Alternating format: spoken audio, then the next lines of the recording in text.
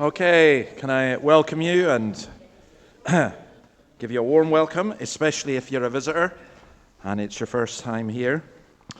We are here to worship God, and we do so in various ways. We sing, we pray, we read, and hear God's word. And we'll begin by standing, please, as I read the call to worship, and then we'll sing the song, How Great Is Our God. Let's stand. Come, O children, and listen to me. I will teach you the fear of the Lord. Then the children will see it and be glad. Their hearts shall be glad. Let's sing, How Great Is Our God.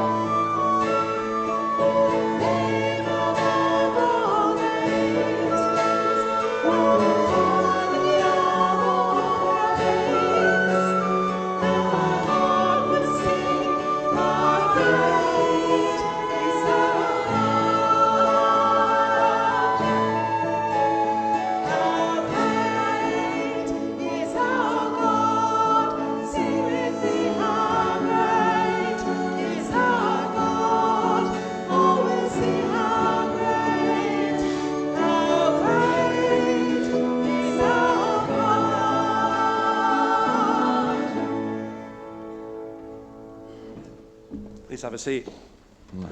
Let's bow our heads.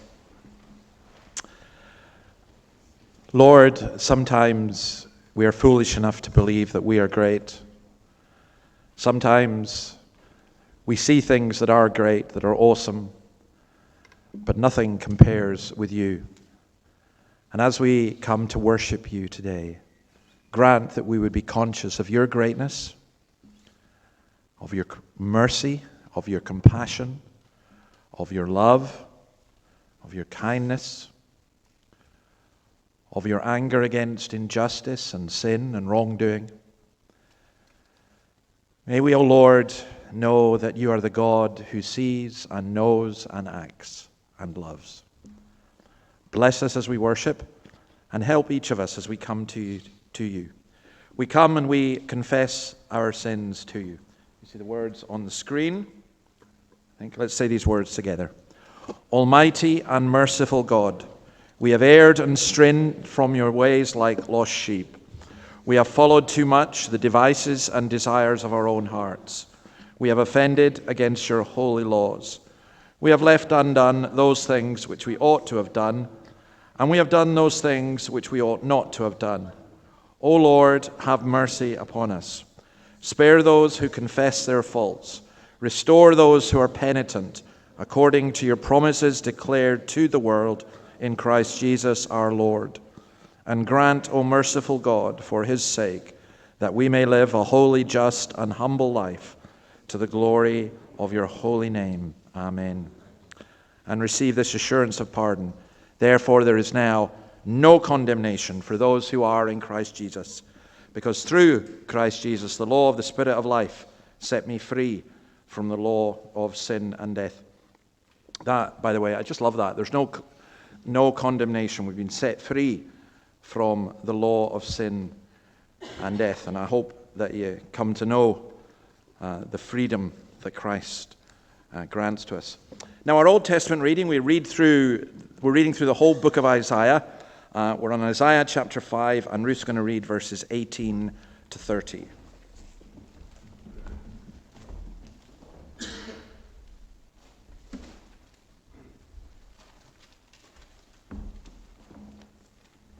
Good morning. This morning's reading is from Isaiah, chapter 5, verses 18 to 30, and it's on page 667 in your pew Bibles. Woe to those who draw sin along the cords of deceit and wickedness as with cart ropes, to those who say, "Let God hurry, let him hasten his work, so we may see it. The plan of the Holy One, O Israel, let it approach, let it come into view, so we may know it. Woe to those who call evil good and good evil, who put darkness for light and light for darkness, who put bitter for sweet and sweet for bitter. Woe to those who are wise in their own eyes and clever in their own sight. Woe to those who are heroes at drinking wine and champions at mixing drinks, who acquit the guilty for a bribe but deny justice to the innocent. Therefore, as tongues of fire lick up straw and as dry grass sinks down in the flames, so their roots will decay and their flowers blow away like dust. For they have rejected the law of the Lord Almighty and spurned the word of the Holy One of Israel. Therefore, the Lord's anger burns against his people. His hand is raised, and he strikes them down. The mountains shake, and the dead bodies are like refuse in the streets. Yet, for all this, his anger is not turned away. His hand is still upraised. He lifts up a banner for the distant nations. He whistles for those at the ends of the earth. Here they come, swift and speedily. Not one of them grows tired or stumbles. Not one slumbers or sleeps. Not a belt is loosened at the waist. Not a sandal strap is broken. Their arrows are sharp. All their bows are strung. Their horses' hooves seem like flint. Their chariot wheels like a whirlwind. Their roar is like that of a lion. They roar like young lions. They growl as they seize their prey and carry it off with no one to rescue. In that day, they will roar over it like the roaring of the sea. And if one looks at the land, there is only one darkness and distress. Even the sun will be darkened by clouds. Amen.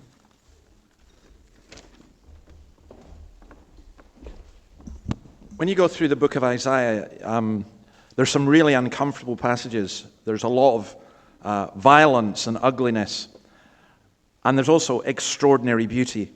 And we've been reading through Isaiah recently, and it just strikes me how like the world it is. In our world, there's a great deal of ugliness, and there's also a great deal of beauty.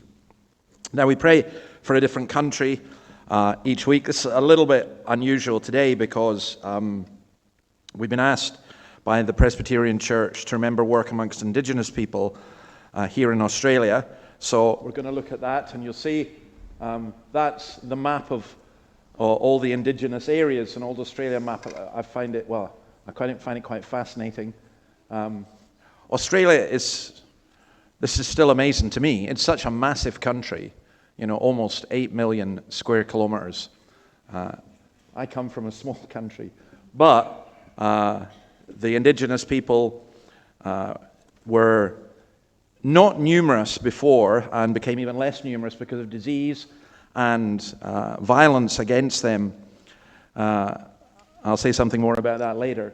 It's reckoned they're between 500,000 and 1 million, and the reason for the variety in the figures is that it's in today's world it's become very confusing. People can just identify as Indigenous, and a lot of people do, who maybe have a very slight claim to it. But nonetheless, there's a great need, and the Aboriginal people here in Australia are the group most likely to be Christian. So I wanted to show you a short video that was of the work of the Presbyterian Church in Mount Druitt. So if this comes up, let's have a look at this.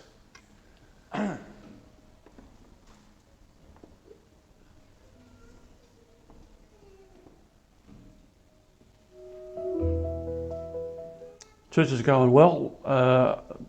Numbers are up and down, but we're trying to find consistency there. So we're trying to find our ways forward as to why we're there, what do we need to do, how can we impact the community, challenging questions that need to be answered. Well, I think the solution would be the churches in those local communities and towns coming together and helping, running kids club, youth group, getting involved in the Indigenous people in those communities. I think the churches needs to start making an impact in our community, not seeing us as a different people, but engaging with the Aboriginal people in those local towns and communities. The gospel can transform people's lives, it's done in our lives. And I can tell you of a story in Alice Springs where a young man that was running the streets went to one of the Aboriginal Christian ladies and said, "Please pray for me, Auntie. I'm one of those kids out in the streets that's running amok." So we know that these children, they want help, but you've got to make yourself available for them to come to you. And we know Christ can make a difference in people's lives. Well, we've got a few mothers whose lives have been transformed, and they struggle in their walk, but they've been with us since practically from when we started, and they continue to grow in the Lord as best way that they can with all the obstacles that's being put forward to them, and they still share with their children the gospel. A lot of our kids have wandered away from church since we've been there, and we just pray. Our prayer is that they will come back eventually. When children grow up and they become adults, they tend to want to explore what the world's got to offer. But our prayer is that eventually that they will come back to the church, because there was heaps of children that we've ministered over the years in Mount Druitt. That's with the schools, with scripture class that we've done for 10 years, kids club, youth group, Sunday school, heaps of children.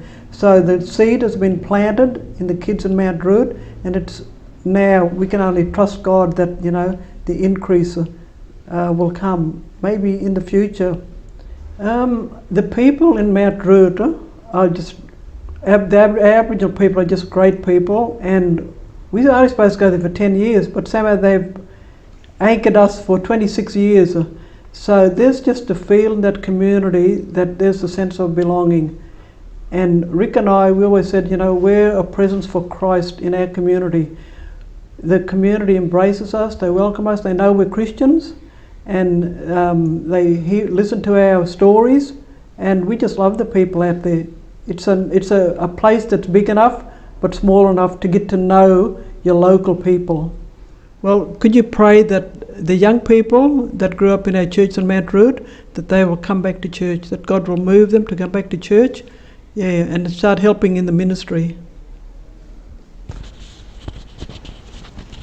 Wisdom, we need wisdom to know how to build an Indigenous church that God will guide us in the right paths, that we will be that presence for Jesus within Mount Druitt.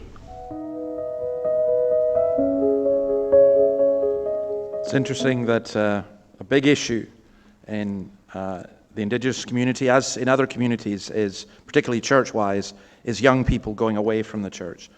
So let me just pray for our brothers and sisters. Lord, we thank you for the Indigenous people of Australia. We thank you that there are so many who are believers.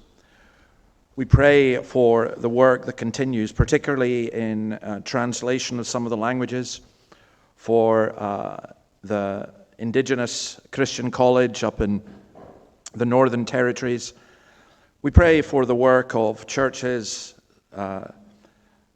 such as in Redfern and in Mount Druitt and in Campbellton and elsewhere, where there is a real concerted effort to support and to reach out to and to encourage Indigenous people. And we ask, O Lord, that in this area you would give us the same desire.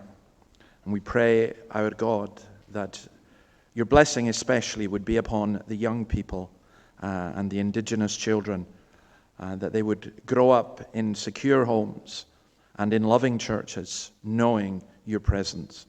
We ask this in your name. Amen. Okay, I'm going to clear this table, this bench. We can do that. And the boys and girls, if you can come down the front, we'll go down over that side. I've got something for you, as usual. Come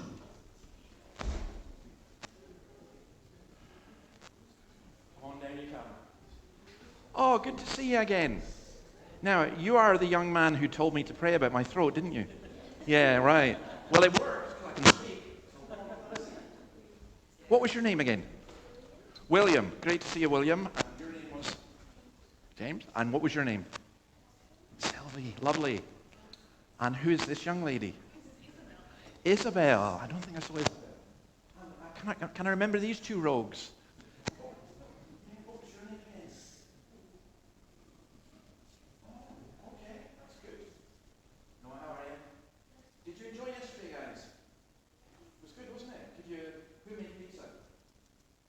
Pizza. Who ate pizza? Great. Good. And what else did you make? You got to decorate a cake, okay. Oh, fruit skewers. That was really nice to do that. Do you know, guys, I'm going to talk about something. We're going to talk about a word. Things, so bad things that we do. I was going to ask you if you ever did anything bad, but that's not fair. So I think I'll tell you something bad that I did when I was about your age. And yeah, about your age, no, I think I was. And I shouldn't have done it, but my mum made a really, really nice cake. And she put it in the fridge. And she said, don't touch it. And guess what happened? I didn't just touch it.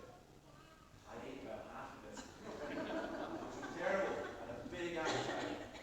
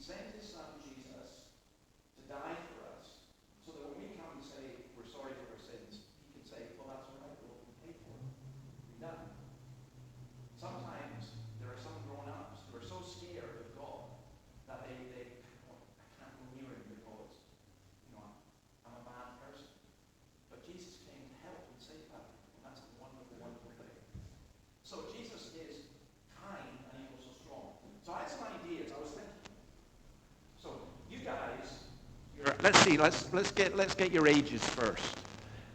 Isabel, how old are you? 2.5. Brilliant. 5.5. 24. 7.5. 7. 6.5. No, 6. Yep. Esther, how old are you? No. How old are you? You're 2.5 as well. Okay. So here's the thing. Who is part of the church? Is it just older people? Or can children be part? Yeah. Right, you are part. You're very much part. In fact, you stay in during the whole service. I'm going to give you this thing for you to colour in, which is great.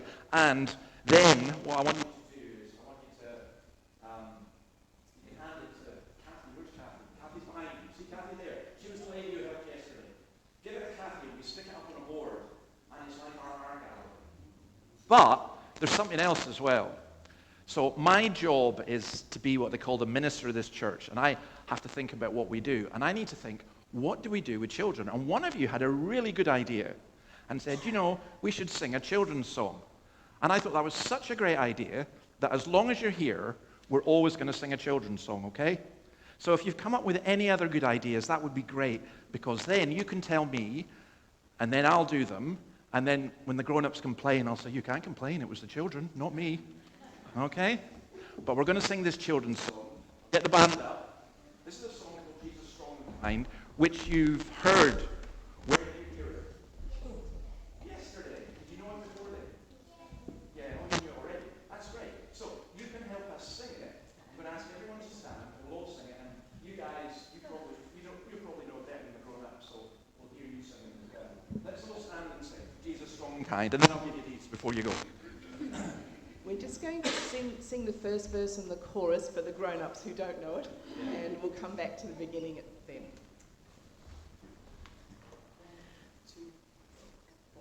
No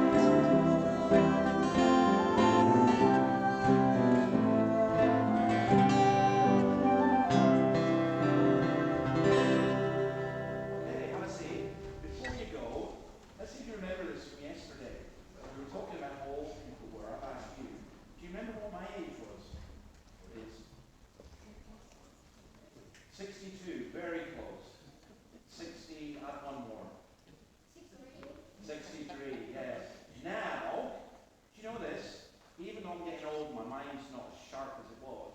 I can still remember songs that I sang in church in Sunday school. And that's why it's a really good thing. So what I want you to do is, if you can think of any songs you should sing, let me know. Okay? And we'll work out if they're sound. If we can sing. No, of course, we'll see. So if you can think of any songs, and if you can think of anything else. But meanwhile, let me give you this. Would you like one of these? There you go. Thank you. No worries. Go. And one of those.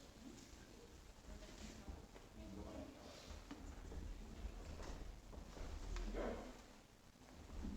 You want to take one as well? Yeah. All right, guys. I'll talk to you at the end, okay?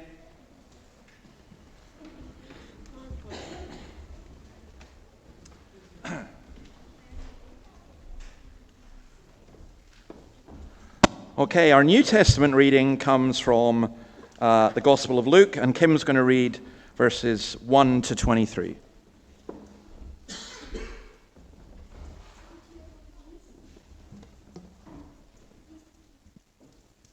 You'll find this reading in the Pew Bibles on page 1021.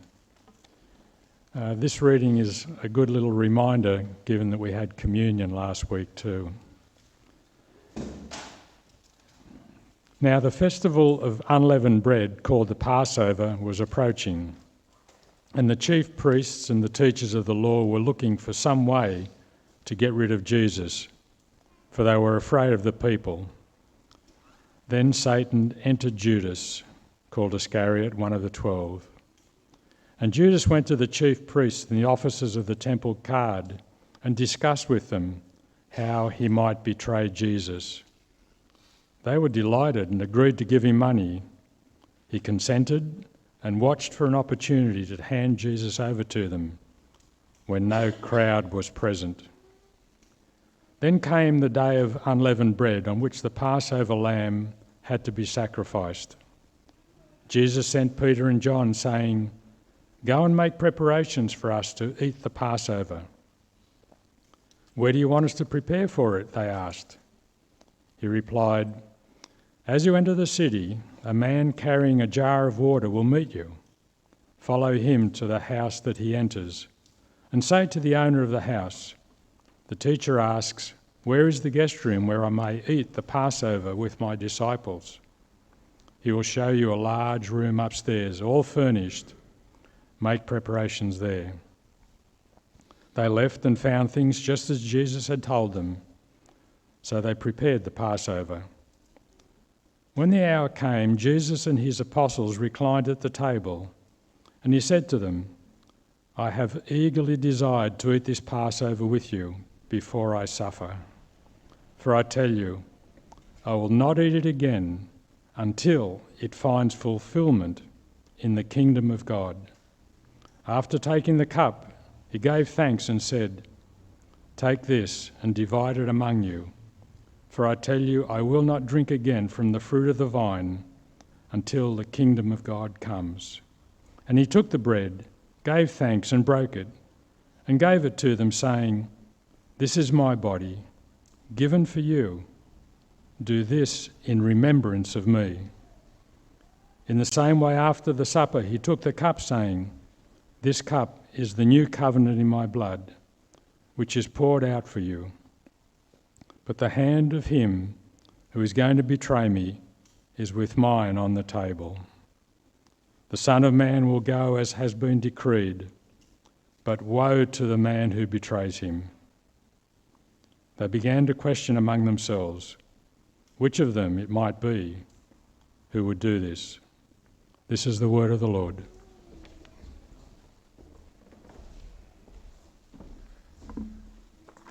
Okay, let's turn to the book of Acts. For those of you who are new, we've been going through the book of Acts, and we've been looking at how the church developed and how there's so much that challenges us that we can learn. I want us to consider just this whole section, but just Paul is speaking his defense before the mob, really, in Jerusalem. And he says this, "Brothers and fathers, listen now to my defense. When they heard him speak to them in Aramaic, they became very quiet." Because they didn't expect him to speak Aramaic, which was their language. I forgot to ask the boys and girls, do any of you speak another language? Because you do. What language do you speak? Apart from English? No. Well, you can speak to me afterwards about it, because you know the best time to learn a new language is when you're very small, so you can speak different languages. So I'd love to learn Mandarin, but I'm getting too old now. But I'll try. If people want to understand you, then if you want people to understand, you need to speak their language. And what Paul did was he spoke this language. And this is, we've been asked to remember the work amongst indigenous people. And there are an amazing amount of indigenous languages, some of them spoken only by a very few people. When I was up in Darwin, I was speaking to somebody in an indigenous college who told me that she had 100 languages in her college. And even if it's small numbers, it's still worthwhile translating the Bible into the language. Now, these two ladies in that photograph up there, they're two ladies in Redfern that I met at the Indigenous church there. And it was quite funny because they were trying to speak English, and I was trying to speak English, as Scot and Indigenous, and we had a great laugh trying to understand each other. But we got there eventually. Once they understood I was from the clans in Scotland, just called them tribes. And it was lovely to talk to them, and it was lovely to share with them. But it would have been even better if I'd been able to speak their original language. Now, in Australia, the most spoken indigenous language is called Creole, which is kind of an English-based Creole-type language, which is spoken mainly in the Northern Territory and parts of Western Australia and Queensland. Around 30,000 people speak that language. And the verse I put up there, that's John 3:16 in Creole. I won't disgrace myself by trying to read it, but I found it amazing that this was the first full Indigenous Bible was published in Creole in 2007, as long as that.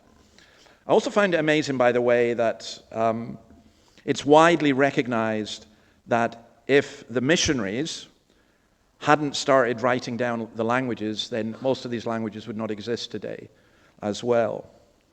So the reason I mention all of that is when we come to Paul and why you speak in people's language. That was an important thing for him. He could speak Greek, but he was speaking people to whom Greek was the language of the colonizer, whereas Paul now spoke in their own language, and he spoke very politely. And this is what he said: "I am a Jew, born in Tarsus of Cilicia, but brought up in this city. I studied under Gamaliel and was thoroughly trained in the law of our ancestors. I was just as zealous for God as any of you are today. I persecuted the followers of this way to their death, arresting both men and women and throwing them into prison, as the high priest and all the council can themselves testify. I even obtained letters from them to their associates in Damascus, and went there to bring these people as prisoners to Jerusalem to be punished." The painting there, by the way, is a 17th century Dutch painting, which very cleverly, this is of the stoning of Stephen, but it has Paul looking on with glee at the death of Stephen. And here is Paul now in the temple, in the same place where Stephen was condemned. And here he is standing up for the Christ who he persecuted. So we're going to look at his testimony. He tells his story. He does this 3 times in the book of Acts, in Acts chapter 9, here, and later on in Acts 26. It's very interesting how he does it, because in each of them it's different. Now, what's he doing? Is he making things up? No, he's not. He's adapting his story to the people who are going to hear it. And that's always important. Can I ask if someone could get me a glass of water? Actually, I didn't bring one up. That would be really great. Appreciate it. Thank you. So, Paul speaks of his Jewish faith and upbringing. He spoke as a Jew to Jews. He was just as jealous for the law. When he said he studied under Gamaliel, Gamaliel was the most eminent teacher of his day, and he was leader of a religious philosophic school called the School of Hillel. I honestly don't know what the equivalent in Australia is. What would you say? I went to the University of Newcastle. I went, I remember going to speak in Edinburgh, and people were quite indifferent. And I went to speak to a bunch of students, and then I told them that I'd been a student at the university, and I spoke of things that they knew, and there was more interest. Well, this is what he's doing. He's using his credentials. And we can do that in different ways.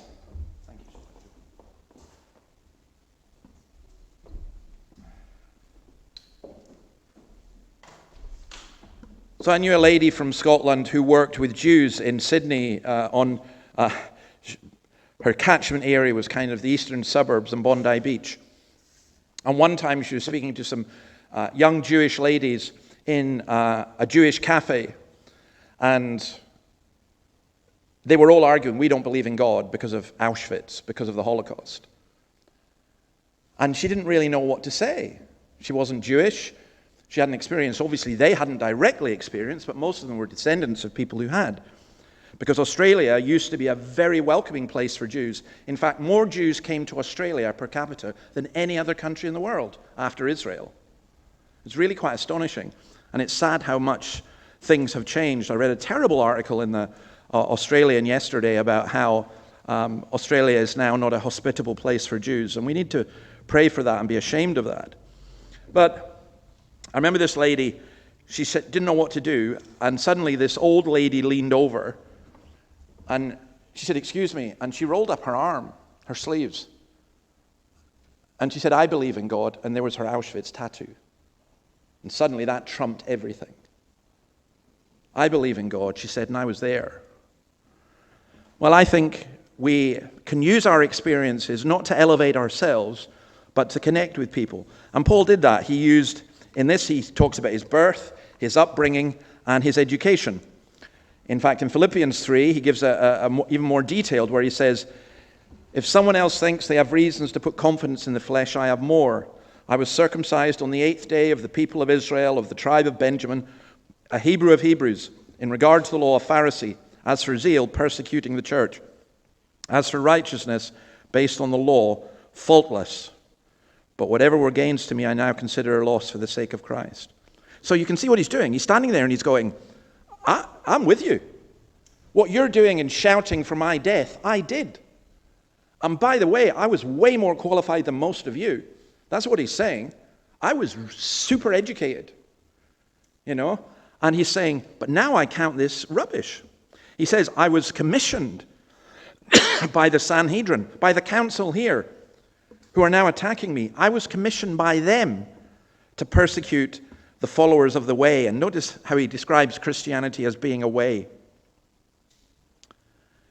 He says, I had a past life of violence against the way, just like the mob were now showing violence.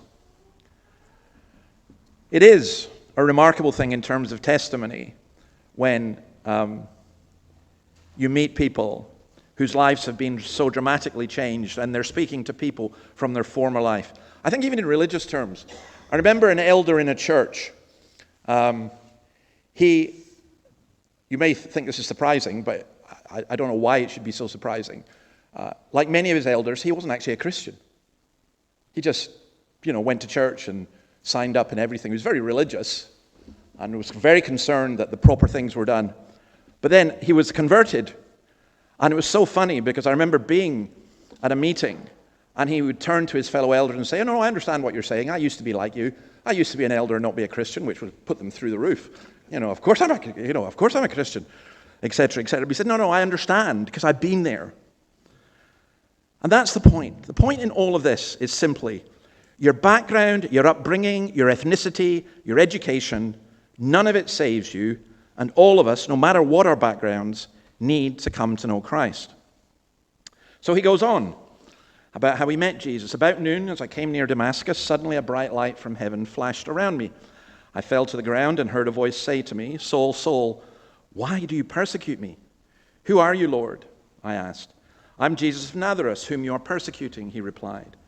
My companions saw the light, but they did not understand the voice of him who was speaking to me.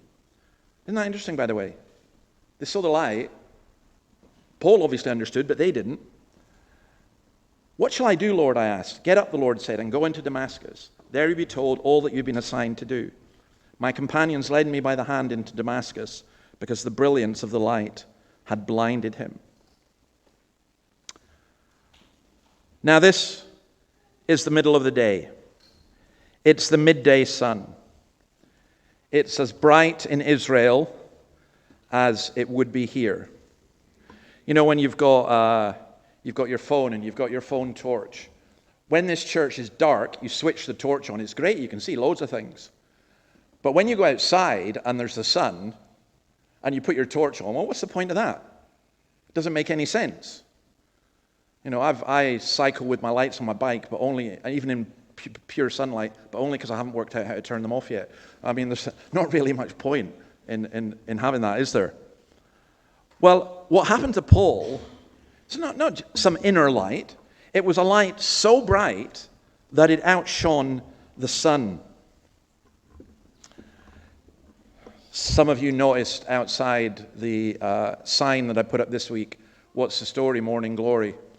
And only those enlightened got it, because that's a reference to one of the greatest albums in the world ever by Oasis, called "What's the Story? Morning Glory." And Oasis, the reason I did that was because Oasis have just reformed. I looked to see if I could get some tickets for their Sydney gigs about 2 hours after they were announced. 400,000 had sold in 90 minutes, you know. And I can understand why. They're great storytellers. But they're probably their most famous song that you will know, and please don't burst into song. All the roads we have to walk are winding, and all the lights that lead us there are blinding. There are many things I'd like to say to you, but I don't know how, because maybe you're going to be the one that saves me, and after all, you're my wonder wall. It's actually a brilliant song. They're brilliant storytellers. But I thought about that when I was thinking about this. All the lights that lead us there are blinding. I think that so many people in this world are blinded by lesser lights. They're blinded by things that do not lead them to fullness of life. And they need to know and experience the light of Christ. And that song is not sung about Christ. Maybe you're going to be the one that saves me. He's writing about a girlfriend. People don't save us. It's only Christ who can save us. And it's this light. And this light as glory that's being spoken of, as in Isaiah, and they were calling to one another, "Holy, holy, holy is the Lord Almighty. The whole earth is full of his glory." Or in Isaiah 59, "Like the blind we grope along the wall, feeling our way like people without eyes. At midday we stumble as if it were twilight. Among the strong we are like the dead." Now, Paul, and I'm sure Paul did this deliberately, he emphasizes the blindingness of the light because he had emphasized that he was a disciple of Gamaliel before he became a Christian. And Gamaliel's nickname was the glory of the law. If you want to see the glory of the law, listen to Gamaliel. But Paul says, I've seen the glory of Christ. And every other light fades into insignificance compared with that. You notice verse 10, by the way, "What shall I do, Lord?" I asked.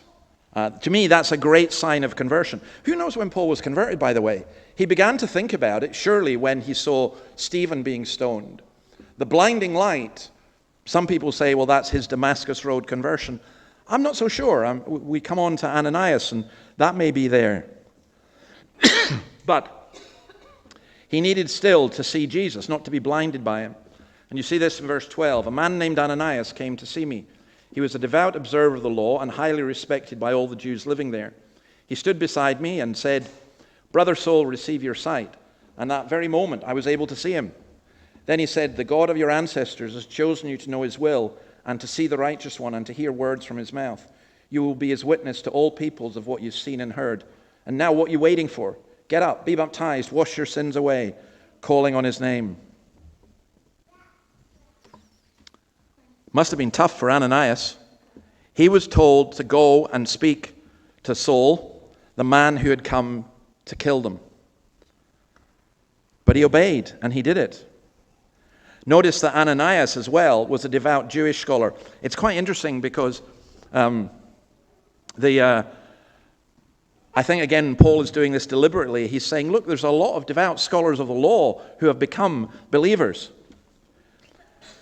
It's a bit like I remember being in church once, and a man came in and he said to me, oh no, I can't believe all this because I'm a scientist and I believe in science. And it was great. The church I was in, was back in Scotland, I was able to stop and say, see that man there? He's a chemist. He's a geology lecturer. He's a biologist. Half the congregation are doctors. I hope they're scientists. Otherwise, I don't want to go near them.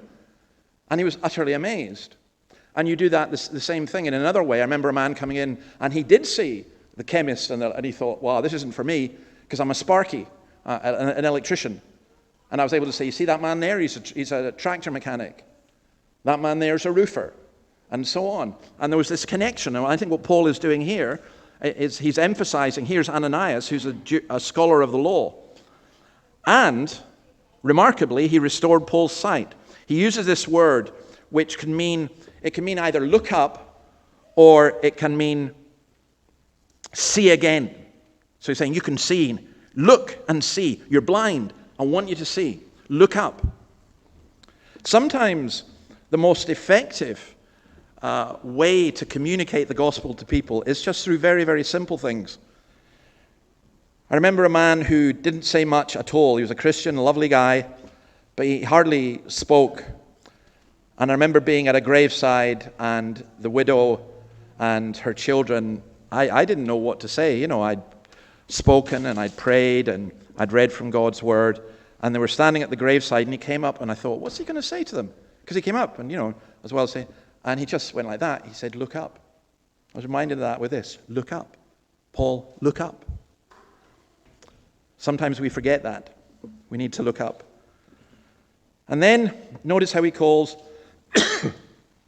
Jesus the righteous one.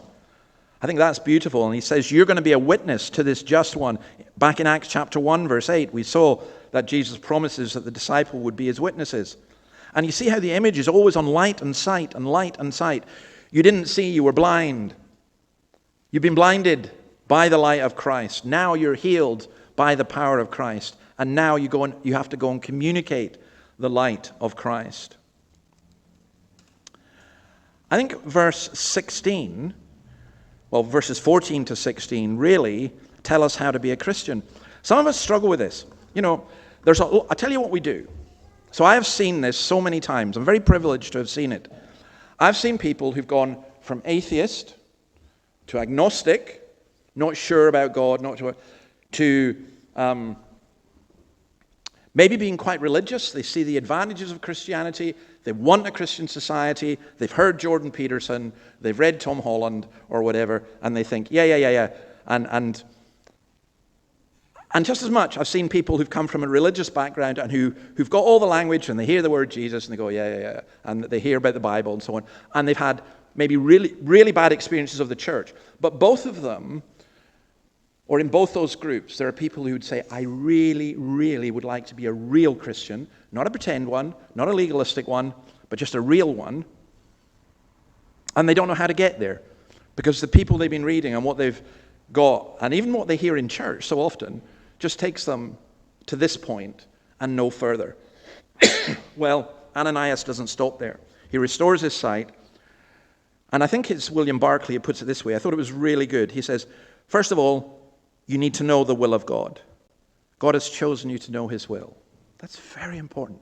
You need to know the will of God. We were speaking to the children yesterday. I don't know if the boys and girls remember about how God's word is how he shows us his will. It's his food for us. And then you need to see the just one. That's what he says. You need to understand something of the beauty of Christ so that you want him, you desire him. You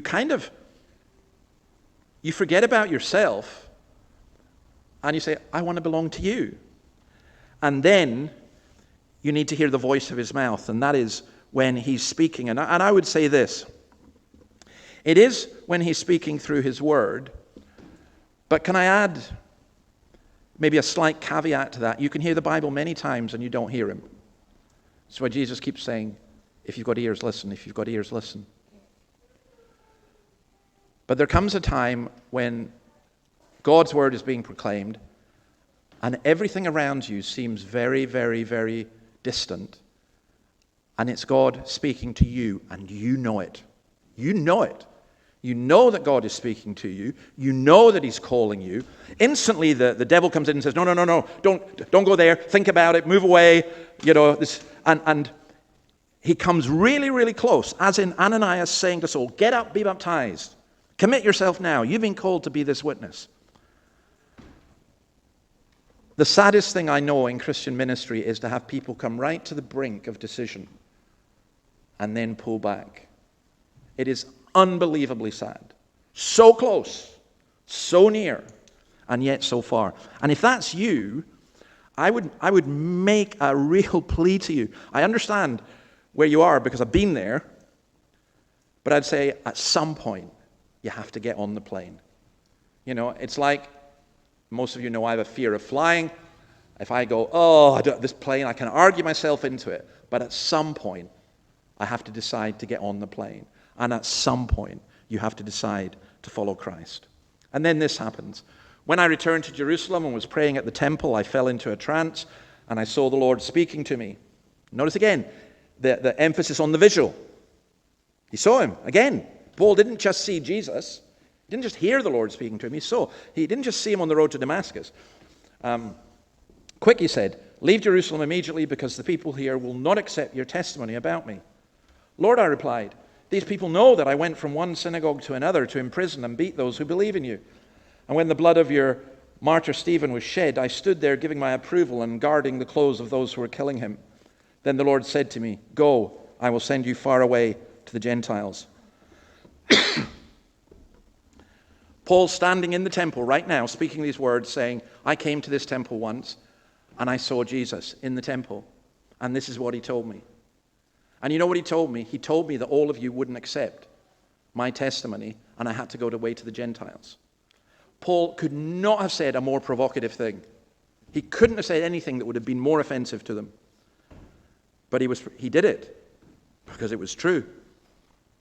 Paul was not arguing against the Jewish law.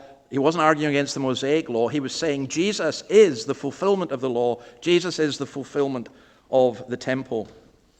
And then what I love about this is he sees Jesus, and Jesus tells him to do something, and Paul objects because Jesus clearly doesn't understand how Paul could be effective.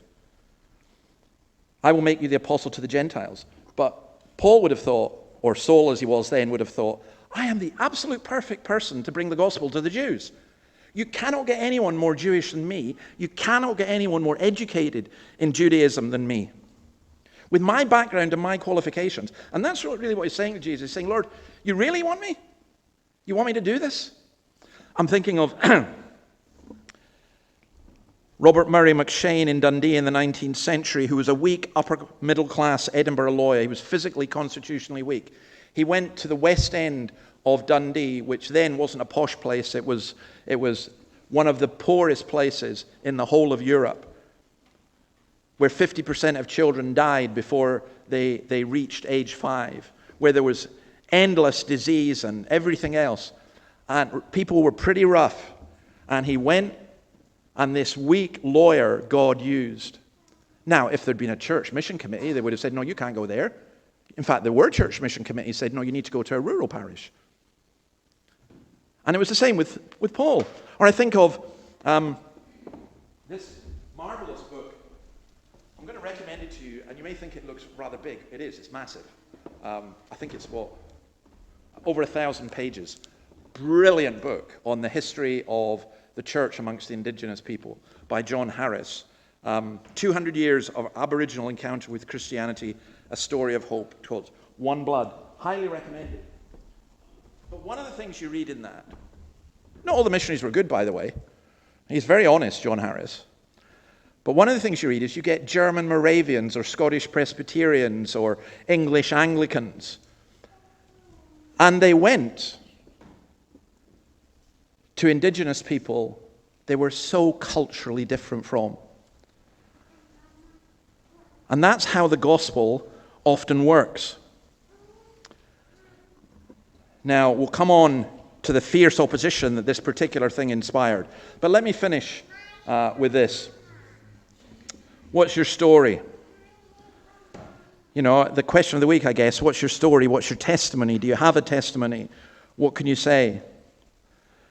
So I want to finish with the testimony of an indigenous leader called Gariyuma, or King Bob was his name. I found his story very moving. The Roper River in South Australia, there was a mission settlement there. And the missionary, a man called Joint, testified this: Aborigines are treated worse than animals, and sometimes even referred to as black animals, and terms even worse.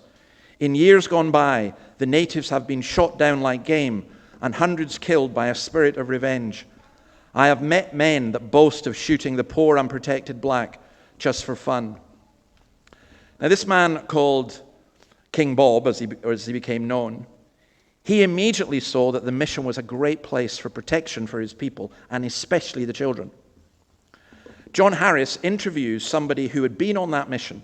Remember, this is 1909, and this was their testimony. My mother and her brothers and all the others went to the mission. That old man Bob was the one who told them. Everyone was still afraid of the white men, and they were unsure of the missionaries. Perhaps they too were going to shoot them.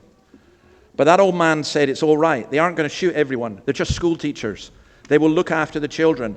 All the children will be safe there.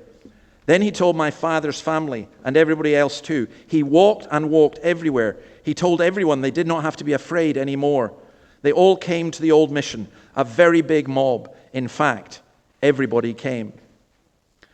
Gariyuma died in February 1909, and his final words were this: Jesus been talking along of me. Him been tell me no more be frightened to die. Me no more frightened feller. Paul was frightened of Christ, frightened of many things, frightened of his peers. But when he came to know Christ, he had this incredible bravery to do what he just does here. King Bob, terrified of the deaths that he saw everywhere amongst his people, became a believer, went round and walked and walked and walked. He went walkabout to tell his people to go to the mission where they would be safe.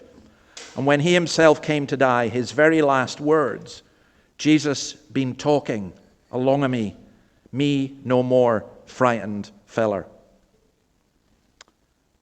That's our testimony. That's it. I'm a Christian. I believe in Christ.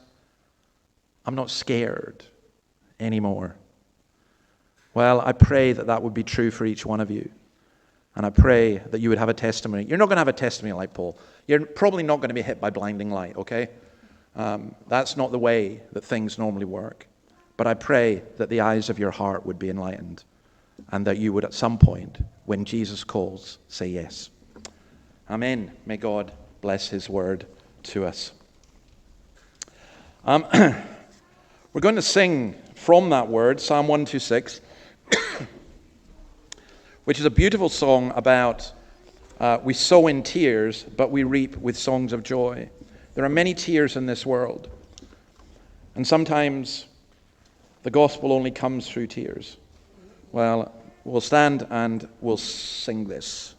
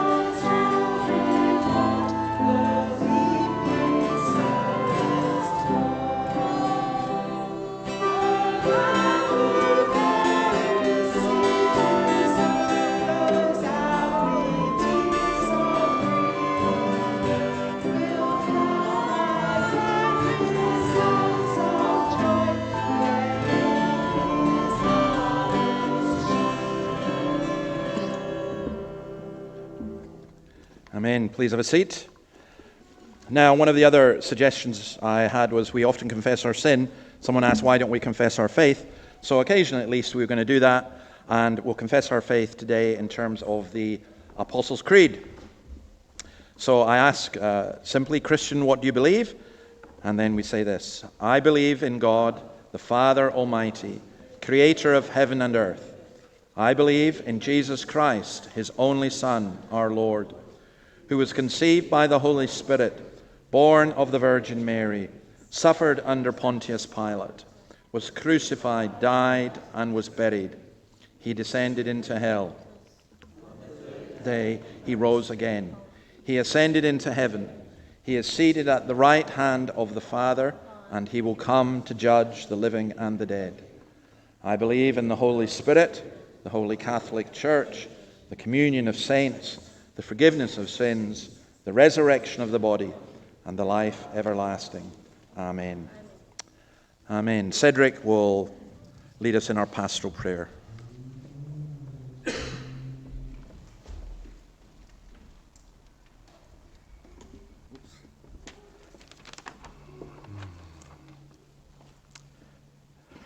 Dear Church, let's come humbly before God, our Heavenly Father, now in prayer together. Almighty God, we acknowledge you as God. There is no other who has created all things, all manner of life as we observe it in this world you made, with all things seen and unseen to us. And Father, we thank you for our creation, our preservation, and all the blessings you daily bestow on us, your people.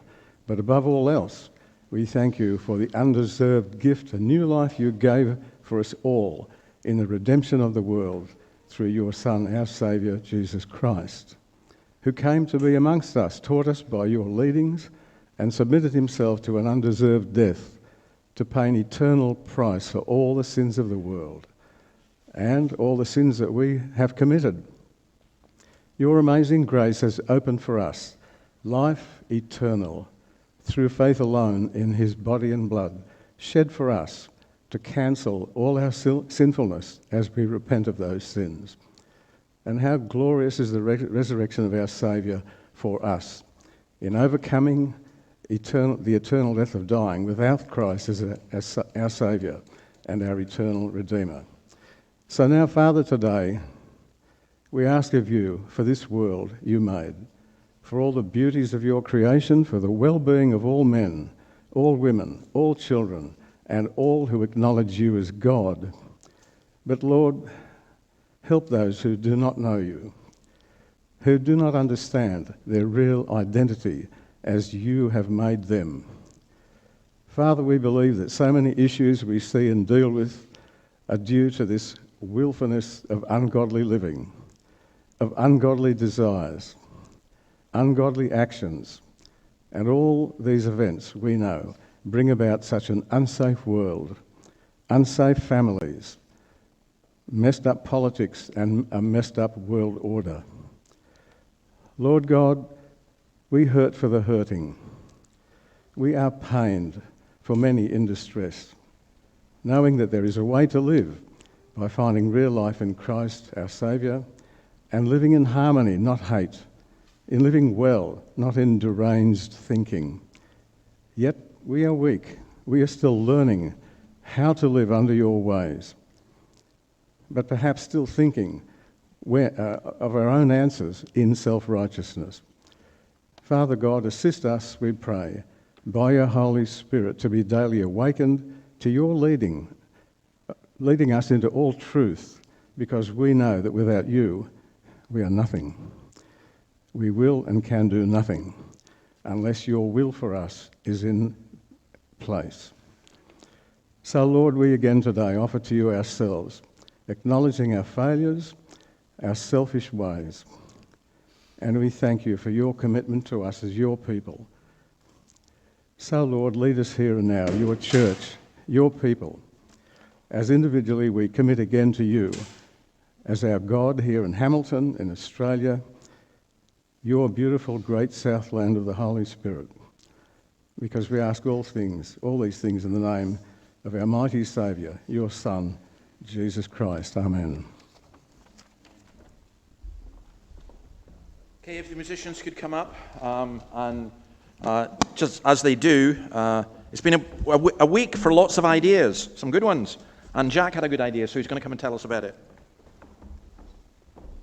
It was a good idea, but it was prompted by David, I think. A suggestion kicked it off. So this is aimed at younger people, and then the question is, what constitutes younger? So I'm 32, so that's a reference point, so maybe a bit older, a bit younger than me, but fairly flexible, I think.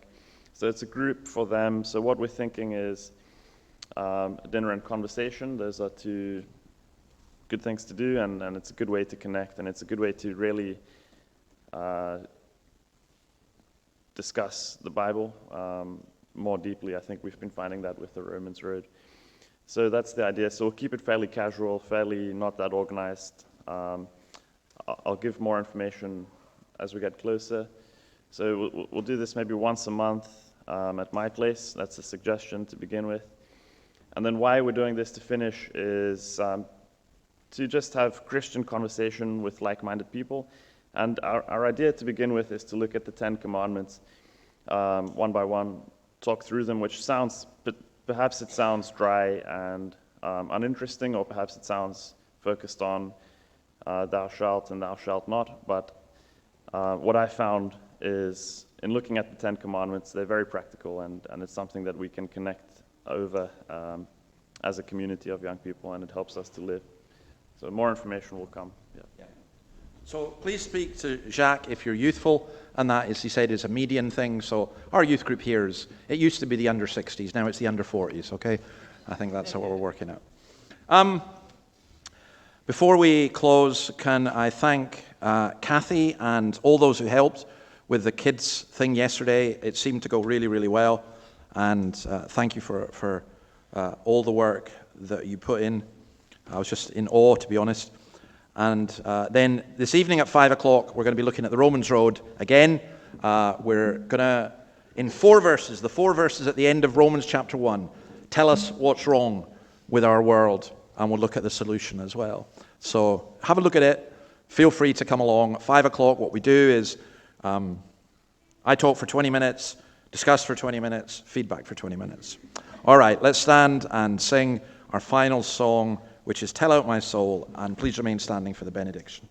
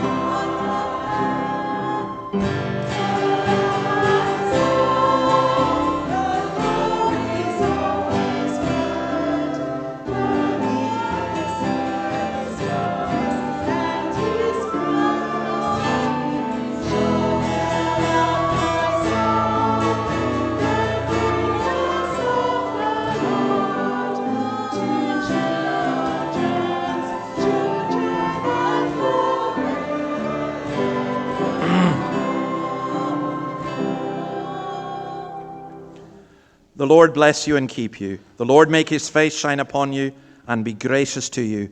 The Lord turn his face towards you and give you peace. Amen. Amen. There's tea and coffee and stuff served through in the hall.